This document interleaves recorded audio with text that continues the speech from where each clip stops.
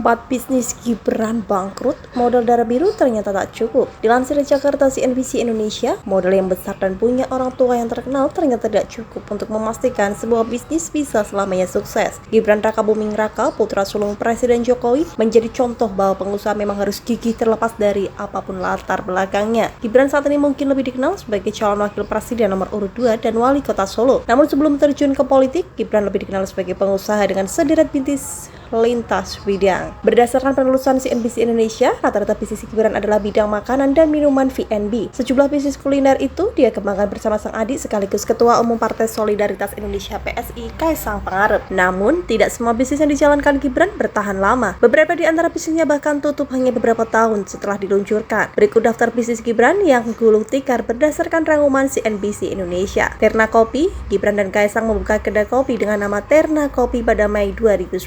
Sebelum pandemi COVID-19, Terna Kopi sudah memiliki sekitar 40 toko yang tersebar di beberapa wilayah Indonesia. Namun Kaisang mengaku bisnis ini telah tutup akibat tidak laku di pasaran. Kemarin sebenarnya sempat sebelum pandemi kita punya hampir 40 outlet. Cuma setelah pandemi ya hilang semua. Kok bisa nggak laku? Ungkap Kaisang dikutip dari CNN Indonesia Rabu 18 Oktober 2023. Gola adalah bisnis milik Gibran yang menjual produk minuman tradisional khas Indonesia seperti es doger dengan kemasan modern. Namun bisnis ini diserahkan kepada Kaisang sesaat sebelum menjabat sebagai wali kota Solo.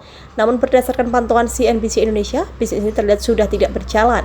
Sebab unggahan terakhir Gola di Instagram gola.id adalah 7 November 2020 lalu.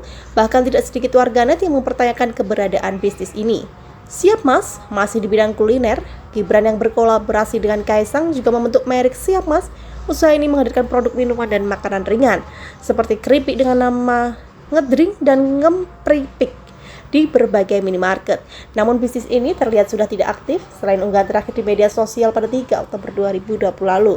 Sejumlah produk dari Siap Mas juga tidak terlihat di minimarket terdekat. Madang. Pada 11 Desember 2017, Gibran dan Kaisang meluncurkan aplikasi Madang untuk menjembatani ibu-ibu yang jago masak dengan pembeli. Aplikasi ini pun diklaim berhasil membantu banyak ibu rumah tangga untuk mandiri secara finansial. Dalam bisnis ini, Gibran berperan sebagai penasihat Madang, namun usaha yang bekerja sama dengan Universitas Dian Nuswantoro Semarang ini sudah tidak beroperasi. Dalam unggahan terakhir pada 22 Februari 2022 lalu, terlihat banyak pengguna yang mempertanyakan keberadaan aplikasi ini. Tolong dong, dana di aplikasi saya tidak kembali. Aplikasi tidak bisa dibuka, DM di Instagram tidak dibalas, kontak CS di WA juga tidak aktif, website tidak ada. Gimana nih uang mangpi saya di aplikasi tidak balik? Tolong dong @madang.id.